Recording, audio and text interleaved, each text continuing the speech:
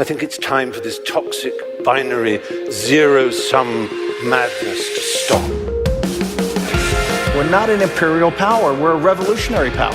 We are no longer in a world where you can plot out moves statesman to statesman like a chessboard. If you don't know anything about my background or where I came from, it doesn't matter to you because fundamentally I'm a mean white man. We can't do this to the next generation because America will cease to exist.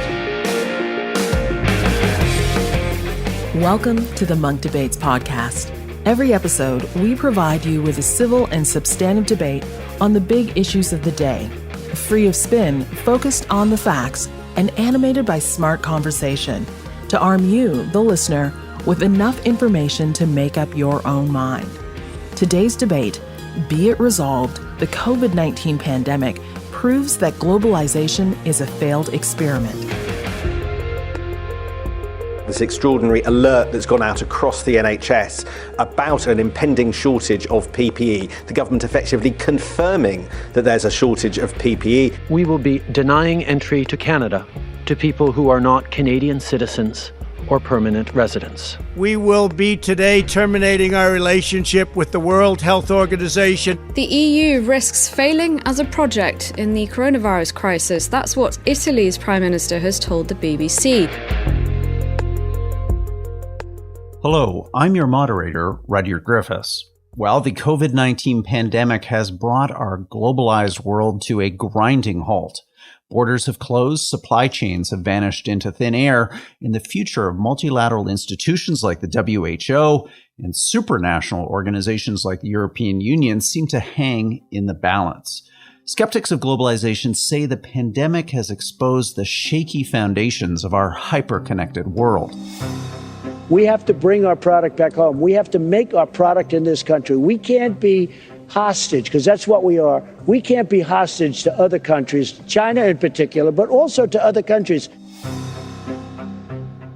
Critics argue that globalization as we know it has failed to deliver critical health supplies in the crunch. It is also a system that benefits the 1% and multinationals at the expense of economic equality, the environment, and democratic institutions. Supporters of globalization believe that the solutions to the pandemic, whether they be economic, public health, or foreign aid, lie not in deglobalization, but in fostering a more interconnected and inclusive world. Only through increased global cooperation, in effect, more globalization, can we overcome the daunting challenges that lie ahead. On this installment of the Munk Debates podcast, we challenge the essence of these arguments by debating the resolution, Be It Resolved, the COVID-19 pandemic proves that globalization is a failed experiment. Arguing for the motion is Marshall Auerback, a prolific writer and commentator on economics and a critic of globalization. He's also a research associate at the Levy Institute. Arguing against the motion is one of the world's foremost authorities on globalization, an Oxford professor, a former advisor to Nelson Mandela, and a former vice president of the World Bank, Ian Goldin. Ian, Marshall, welcome to the Munk Debates podcast. Thanks for having us.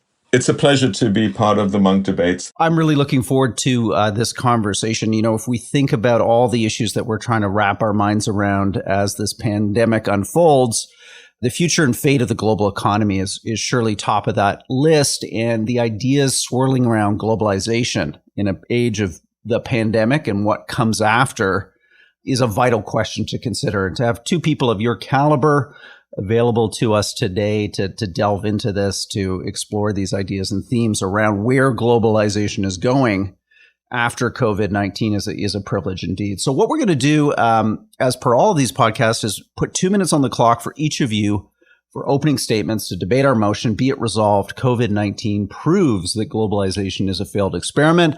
Marshall, you are speaking in favor of the motion. So as per debate tradition, you get to go first. Let's have it.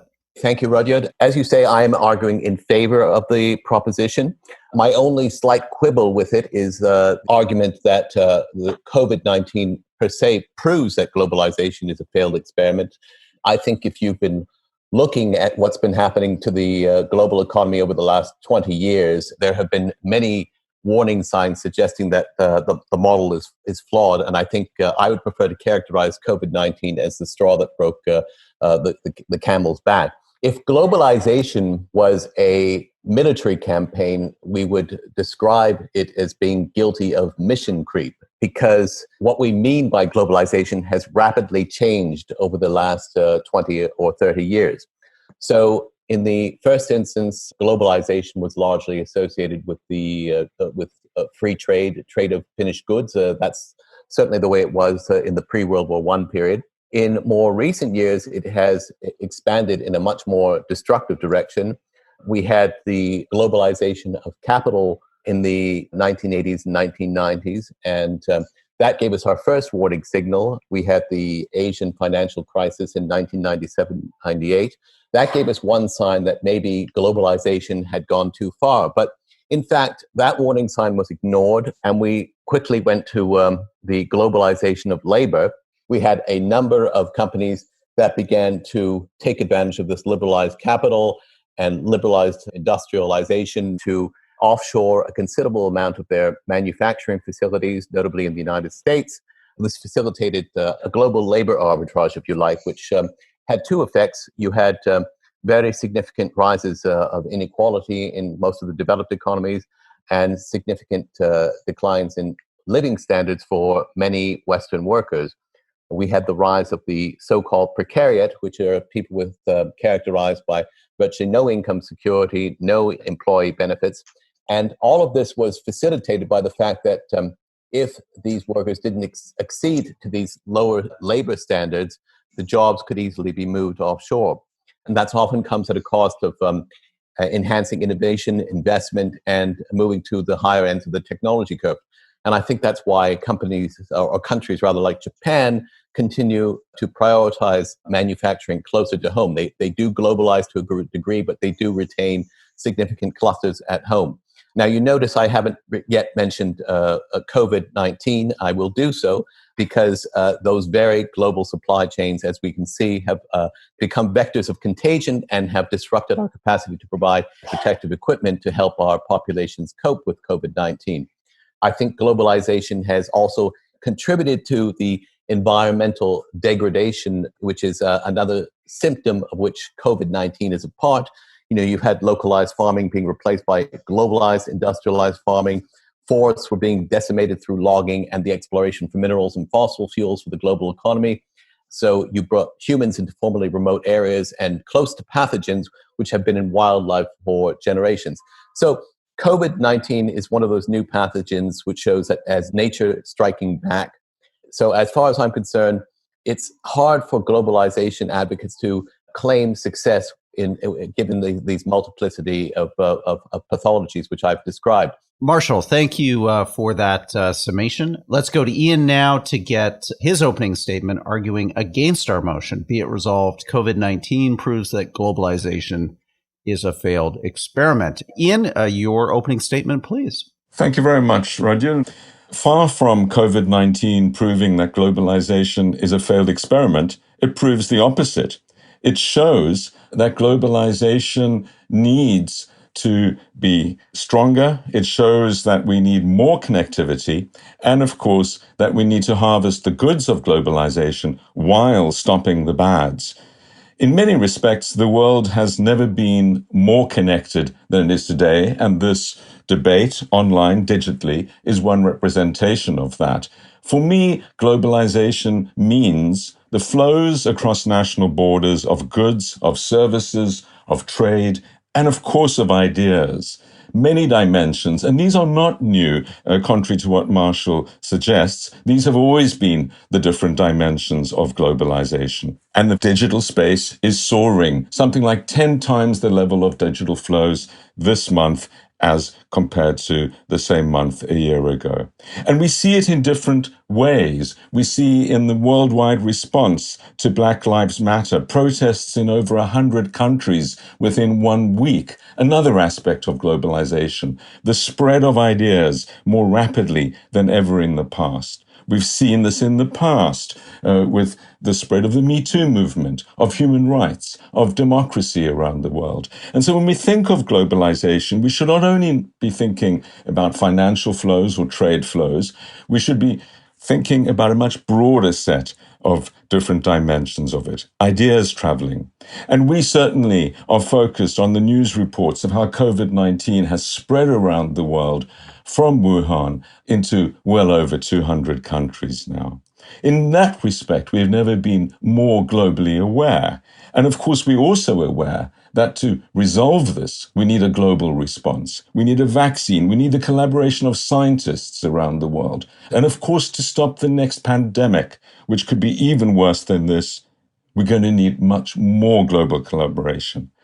There's no wall high enough that will protect us in our futures, that will keep out the threats posed by pandemics, by climate change, and by the other great threats we face for our future. But what high walls will keep out is the technologies, the export opportunities, the imported goods and services, the finance, the people, skills, and most of all, the ideas and the will to cooperate. And so we're in grave danger by turning our back on globalization, that we turn our back on each other. We enter a Cold War 2.0, that we enter a downward spiral of increasing nationalism and protectionism, and that would increase the risks of the next pandemic. It would increase the risks associated with climate change, and it would undermine the potential for resolving this pandemic. Globalization has brought more progress to more people more quickly than any process in history. Over 2 billion people have been lifted out of poverty over the last 40 years by this, not least in Asia, but also in many other regions. But globalization has not only brought progress, it is not only good, it's endemically also very bad and ugly. In my 2014 book, The Butterfly Defect, I predicted that a pandemic would happen and lead to the next economic crisis. And that's because my understanding of globalization is that it spreads bads as well as goods. The super spreaders of the goods, like airport hubs, are also the super spreaders of the bads. And we don't resolve that by stopping globalization. We resolve that by working together. This pandemic could have been stopped if we had worked together, if we had resourced the WHO effectively, if we had worked with the international institutions to stop pandemics, just like climate change can be slowed and we can move to zero carbon, just like poverty can be overcome. I think we need to understand that globalization is both the source of progress and the source of danger. What we need more of is globalized politics, working together to stop the threats, to harvest globalization and ensure that it's more inclusive and benefits everyone in the world. Thank you, Ian. A compelling opening statement in defense of globalization. Now, look, it's an opportunity for this audience, I think, to hear both of you kind of rebut each other's opening statements. So I'm going to put a second 2 minutes on the clock for both you, Marshall, and you, Ian, to hear what you'd like to challenge coming out of the opening moments of this debate. So, Marshall, I'm going to come to you first. What did you hear in Ian's opening remarks that you'd like to take exception with? Well, a few things. He's right. It's wonderful that we have a globalization of ideas. And I don't think there's anything during the 1950s, 1960s, which prevented a free flow of information. And I'm all in favor of that. I'm more concerned about the downsides that I think Ian chose to elide somewhat, namely financial flows, trade flows, because yes, Black Lives Matter, undoubtedly. But one of the things that would help enhance Black lives would be better quality jobs for the Black underclass in a lot of these countries. And I think globalization has often worked against it. We've had a very selective interpretation of globalization. There has been an emphasis on the harmonization of industrial standards, the protections afforded by intellectual property rights and global trade agreements. There's been very little harmonization of environmental standards or labor standards, but it seems to me that globalization has actually facilitated not only labor arbitrage, but the lowest form of regulatory arbitrage in the form of environmental standards. As regards the health issues that he's raised, I have not been as impressed with the response that the WHO has given. I don't want to go all Trumpian about this, but I do think that their lack of disclosure in the first few months of first few weeks of the crisis was unconscionable. And it is true, we often hear it being said that viruses don't respect borders. Yes, as far as it goes, that's true. It's a bit of a fatuous idea, though, because viruses might not respect borders, but people do. And it was the shutting down of the borders that actually helped to bring the pandemic to a halt to a large degree. Had we just persisted with continuing everything as it is, the contagion effects would have been much worse. I would also point out that in Europe, where we do have a quasi-globalized or regionalized structure, the European Union, the responses to the pandemic have been pretty ineffective at a supranational level. By contrast, I think the countries that responded vigorously at a national level did a much better job at containing the virus. So that would be places like Germany, for example. But my point is that when push came to shove and we got to crisis point, people didn't say, my God, I've got to look to Brussels, or I've got to look to the World Trade Organization or the WHO for help. They looked to the nation state, and that's where they largely got the response, or they didn't. Thank you, Marshall. Let's bring you in, and for your rebuttal of Marshall's statement, is there a particular point or two that Marshall's made, and also in his response to your opening remarks, that you'd like to draw a line under? Yes, thank you very much. I don't think that I could ever be accused of aligning or not focusing on the downsides of globalization. I mean, I've written numerous books, and all my work is how to make globalization better. It's extremely imperfect, but one doesn't make it better by killing it. One doesn't solve the problems of climate change by killing globalization. One doesn't solve the problems of pandemics by killing globalization. One resolves these things by working together more, by ensuring we have rules and regulations that operate for the world, and that the biggest powers, not least the US, abide by these rules. We need to close the tax havens. We need to ensure that the WHO is reformed. The whole multilateral system requires urgent reform. It requires not only the reforms needed to ensure they're fit for 21st century purpose, but they require the resources as well. They require the leadership. But that doesn't come from withdrawing from them. It comes by being active shareholders. These are institutions which are owned by our governments. These are institutions which can only be as good as we allow them to be. Global rules can only be as good as we allow them to be. And the reason we have tax havens, and the reason we have a weak WHO, and the reason why we aren't able to manage it more effectively is because our governments are deliberately allowing these supranational institutions to wither, not least the US and the UK, where I am based. I also would strongly contest the idea that the European Union has shown itself ineffective. If you compare the European Union countries' responses to COVID-19 to the rest of the world, it's no accident that they're opening up. Britain is months behind, partly because it's left the European Union. The European Union, through Brussels, has given over $3 trillion of support to countries, and has also stopped countries like Italy going into financial ruin. It's kept the spread low on the Italian bonds relative to what they would have been. So I think maybe it acted too late, but that requires political consensus. But I think, if anything, what the European Union has proven is that it can be effective.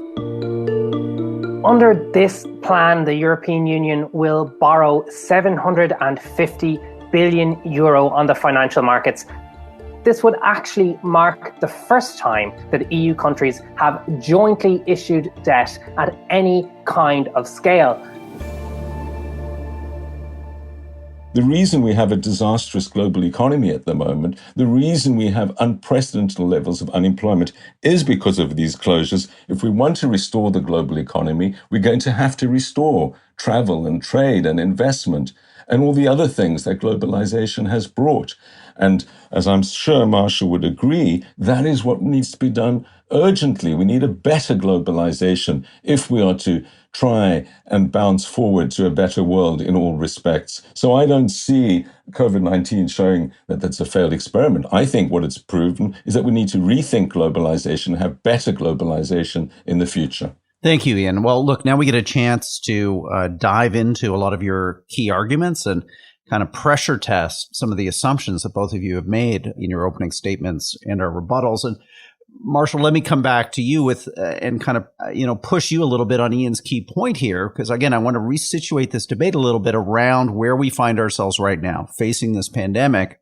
Ian is making a compelling case here that the way out of this pandemic, or at least the way to mitigate its worst effects, is to double down on globalization, to resist the desire to huddle within our nation states. Instead, we should be uploading to supranational organizations, to a global concerted response that uses the institutions, the knowledge pathways that globalization has built over the last 50 years. Why isn't that the right way forward, Marshall? Well, the answer to that is because it hasn't really worked so far. I support the aspirations, but as I indicated in my opening statement, we've had one global disaster after another. We liberalized capital flows in the 1980s and 90s under pressure from Wall Street and global financial institutions. That led to a disastrous economic outcome in Asia. And it was only when these governments responded with a more nationalistic response and actually turned off these globalized flows or mitigated them to some degree that we were able to get to resolutions. And likewise, I think, we had the same problems in 2008, 2009. And I also worry about the lack of democratic accountability in many of these organizations. The protesters' message is loud and clear. They don't want TTIP. The planned free trade agreement between the EU and the USA is meant to create economic growth.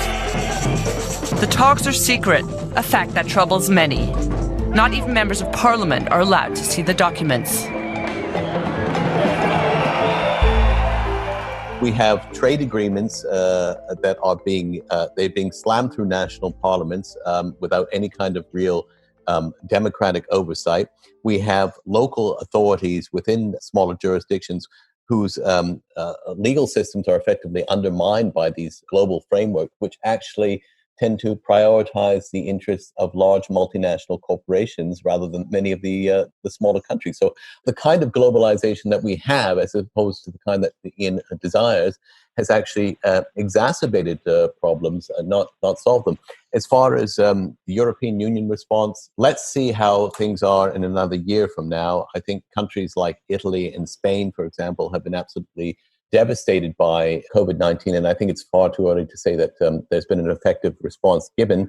It's true that the UK and the US have been uniquely dysfunctional, but I would argue that countries like Germany, for example, have managed the response to the pandemic much more effectively, but they've done so at a national level. This hasn't been done at a global level. Thank you, Marshall.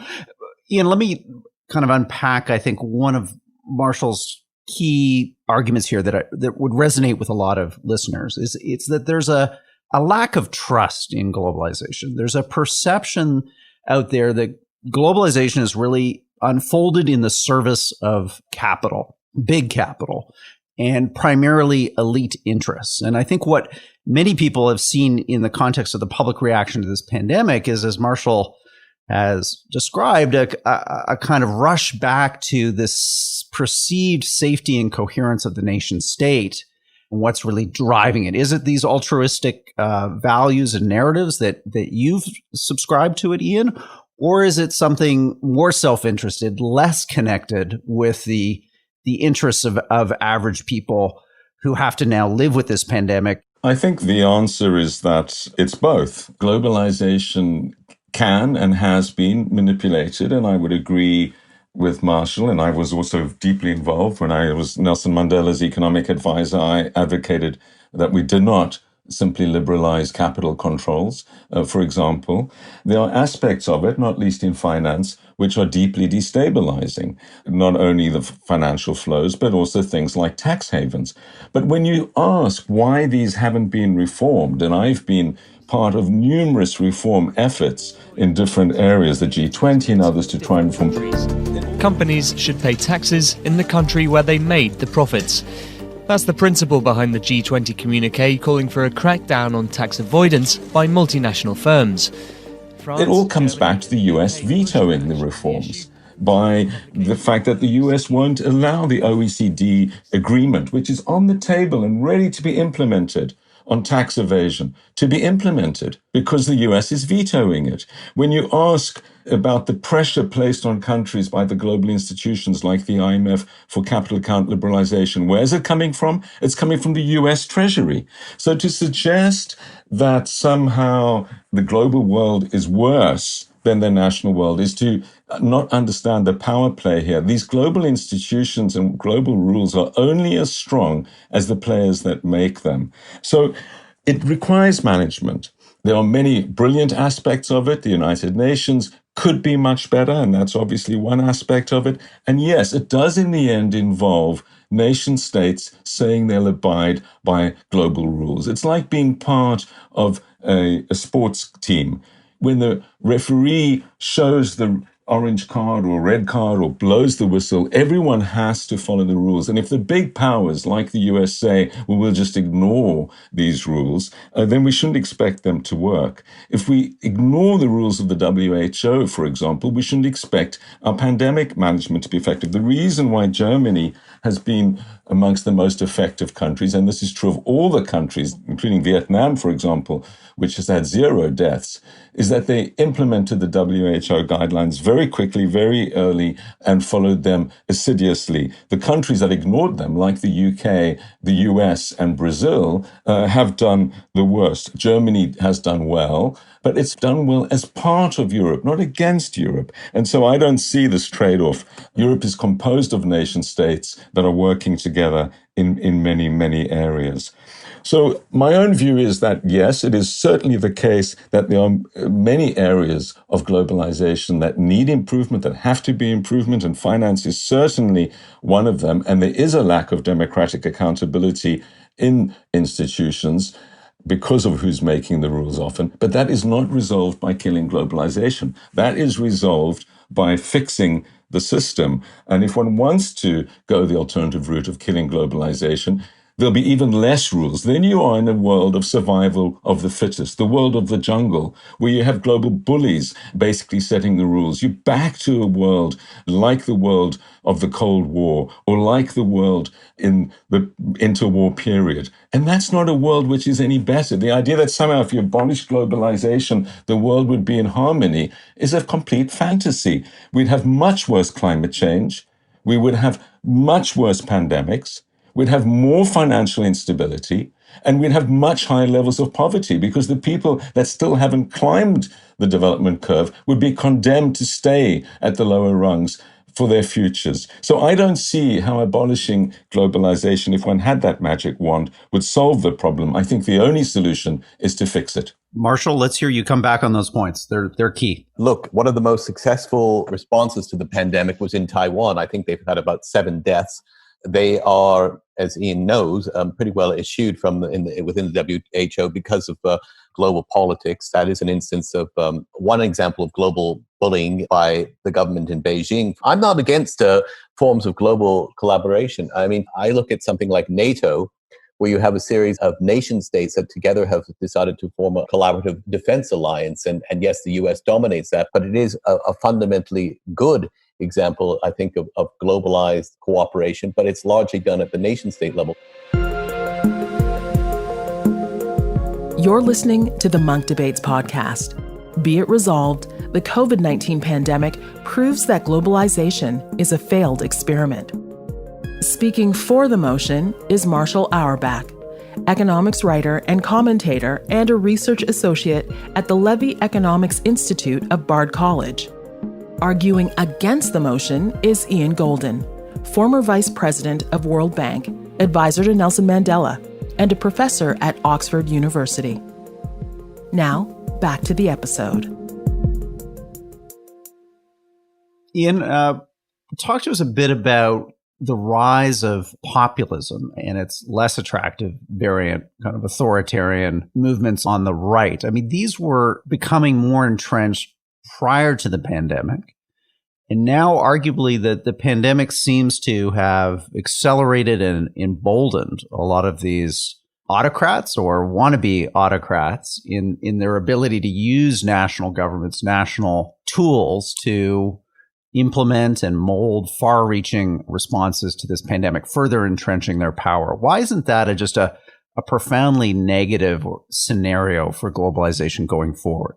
On the increase in populism and the political changes that COVID-19 has accelerated, I think what we need to understand is that it's accelerating on all dimensions, changes that would have occurred over a longer period of time. It's certainly done that in the digital space. I think it's doing that in the protest space, and it'll do it in different dimensions of globalization.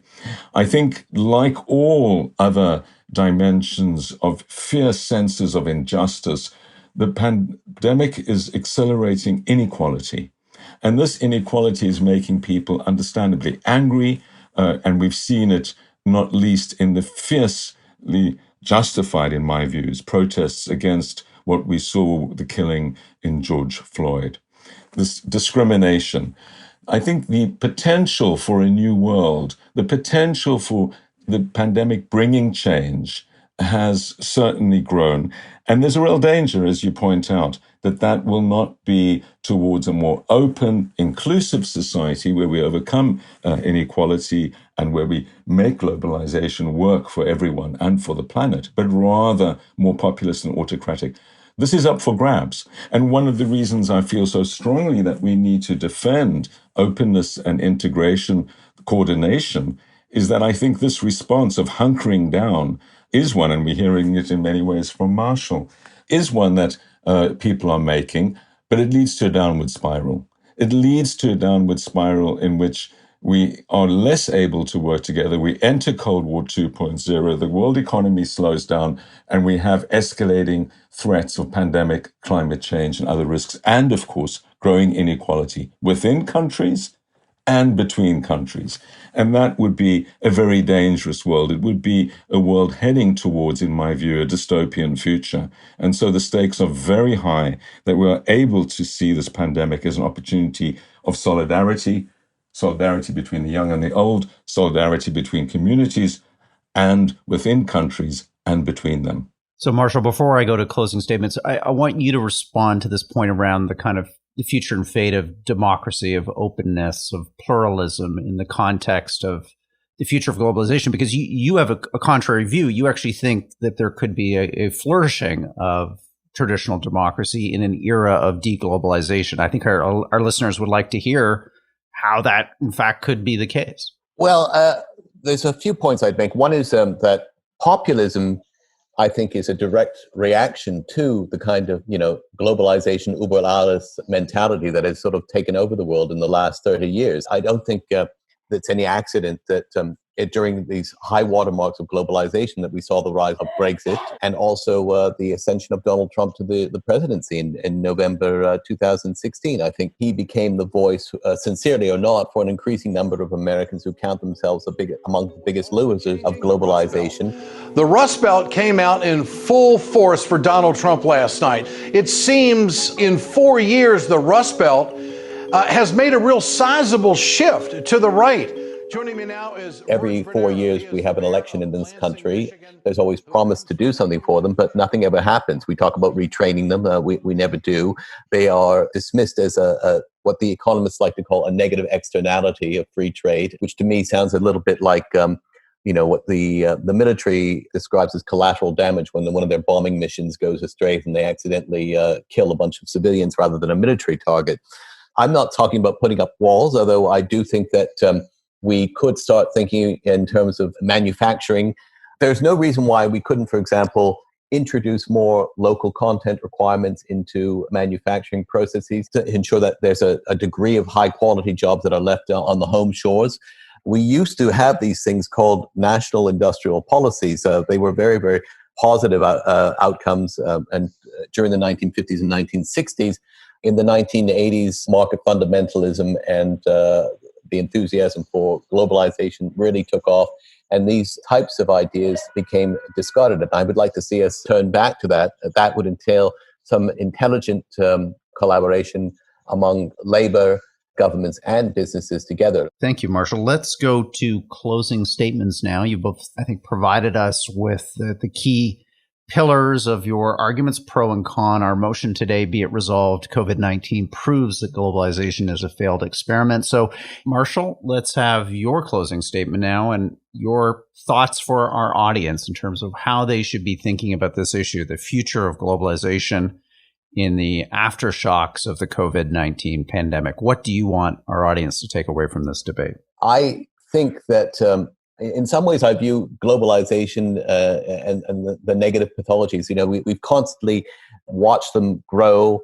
We've had constant warning signals, and there is never any inclination to say, hit the pause button. It's more, let's do more of the same and let's expand it. And to me, that's just a wrong approach. I mean, if you've got a disease embedded in your system, you don't simply say, well, I'd like to let the disease run rampant. You try to stop it and isolate it. And that's usually the starting point for a cure. And as I pointed out earlier, the other problem I have with globalization today is that it does not largely address many of the issues that matter to the vast majority of working people. The emphasis on globalization tends to be very, very much tilted towards that which benefits our elites. The harmonization has been on common industrial standards, the liberalization of financial systems, intellectual property rights, including pharmaceutical patents.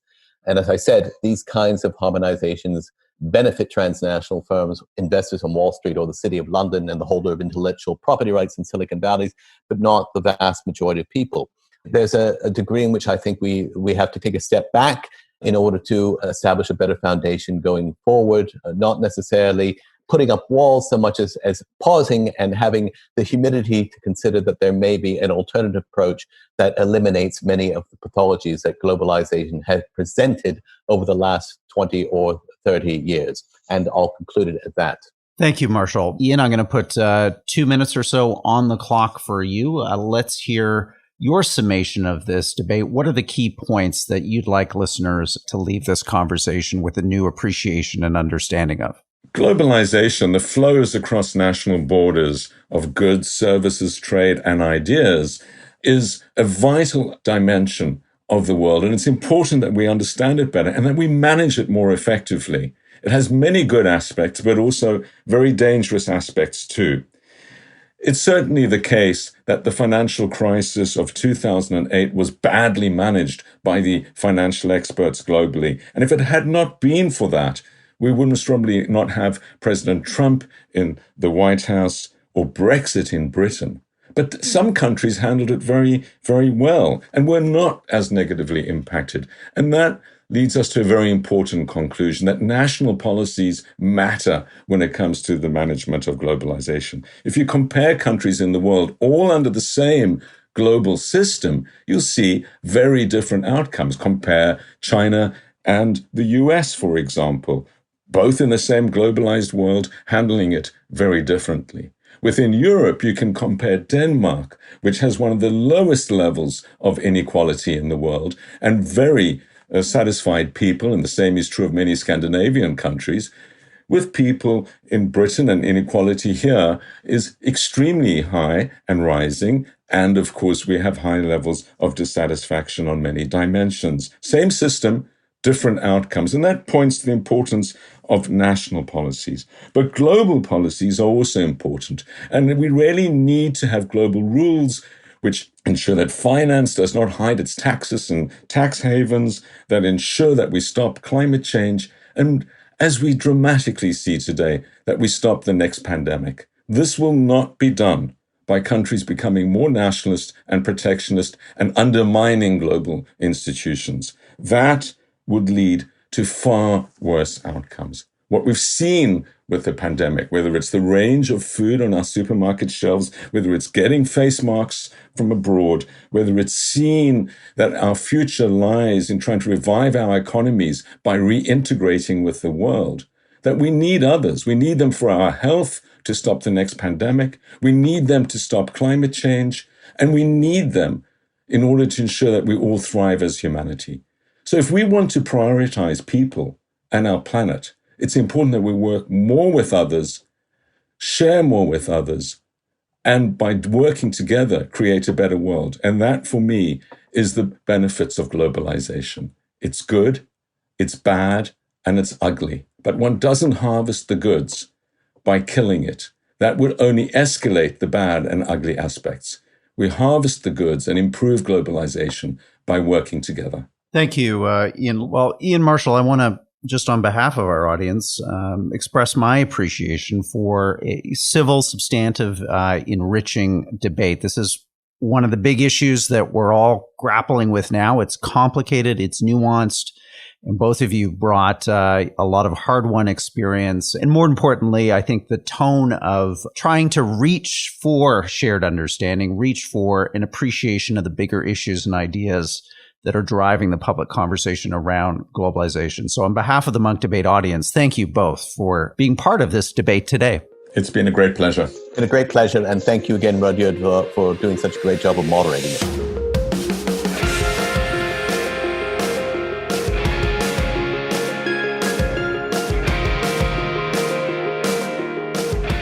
Well, that wraps up today's debate. I want to thank our participants, Ian Goldin and Marshall Auerback. They certainly gave us a lot to think about, a real treat of a debate in terms of opening our minds to big issues, the big forces that will shape the debate around globalization in the months and years to come.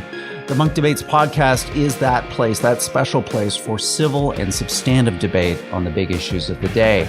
To listen to more debates on everything from climate change to religion to geopolitics to the future of human progress, visit our website, monkdebates.com.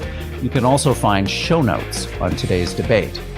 Thank you for helping us bring back the art of public debate, one conversation at a time. I'm your host, Rudyard Griffiths. The Munk Debates are produced by Antica Productions and supported by the Munk Foundation. Rudyard Griffiths and Christina Campbell are the producers. The Munk Debates podcast is mixed by Philip Wilson. The president of Antica Productions is Stuart Cox. Be sure to download and subscribe wherever you get your podcasts. And if you like us, feel free to give us a 5-star rating. Thanks again for listening.